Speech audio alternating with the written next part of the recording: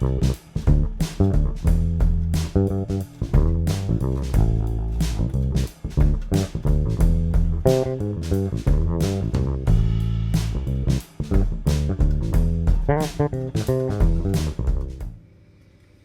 guys, what's up? Welcome back to the Bomb Shelter.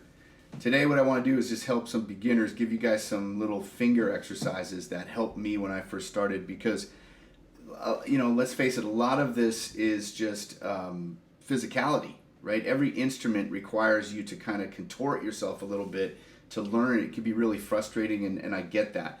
And I don't have the secret really. It's just stick with it. Keep doing it every day. Make that little 1% improvement. That's all you can ask for. Sometimes, I know if you're younger, you're listening to me going, screw that. But, before you know it, you keep doing these little exercises, staying diligent, you're going to be playing, you're going to be sounding good. It's a cumulative effect. But when I was about to quit as a kid, I was learning guitar, and I was ready to throw it out the window. I was like, all right, I'm done. And then like that day, I was able to make 2 chords strung together. I was like, oh, this ain't too bad, right? So anyways, but these exercises, one of my first instructors gave me, and they're very simple to follow. They're just going to give you and build up that sort of facility on the instrument. They're not very musical. You can definitely recite and get your fretboard theory working with it, but all we're doing is chromatic, 1 fret at a time, trying to eliminate all buzzes.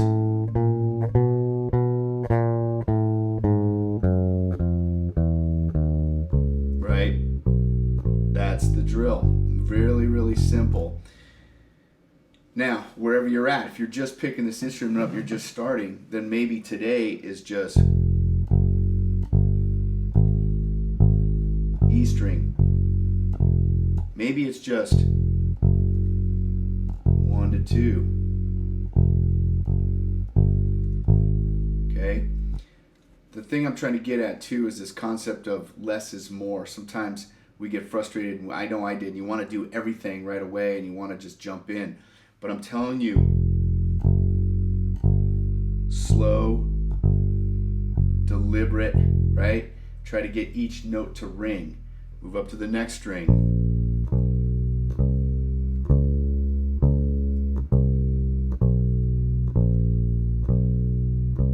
Not very interesting, not very fun, I know.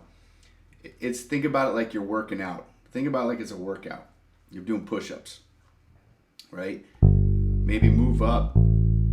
The other thing with the bass too is just the distance from the fret. So maybe that's a lot for you, but I recommend it, because if you could play up here, down here, right?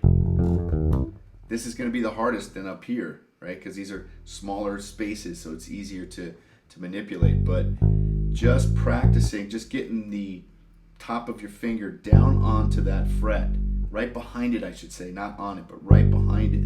Cut it off, cut that sound off.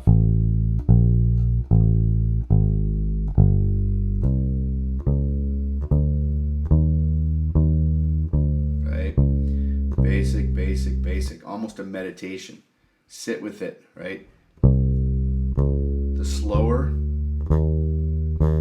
See, I'm buzzing a little bit there.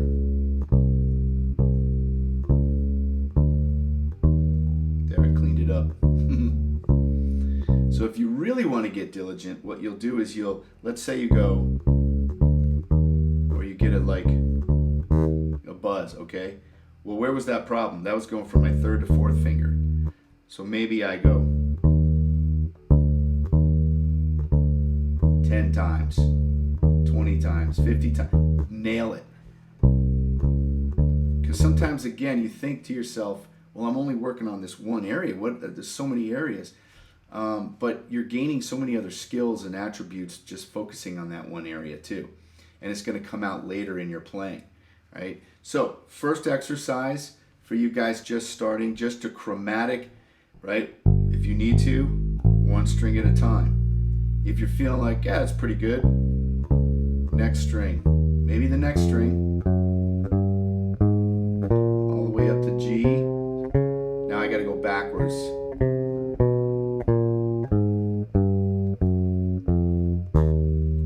that buzz again. I guess I gotta go work on that. So there's your first exercise, guys. I'm gonna give you some more to mess around with these here in a second. Okay, so you probably are not ready to jump ahead, but let's just look at some other things you can start to do with this as you play with these, right? And these could just be your warm-up before doing scales, chords, whatever you're gonna do, or just messing around, right? Is going from string to string. Now this gets a little trickier. Now I'm on the A string, and I'm doing this on the 3rd fret, okay? Then going backwards, skipping strings.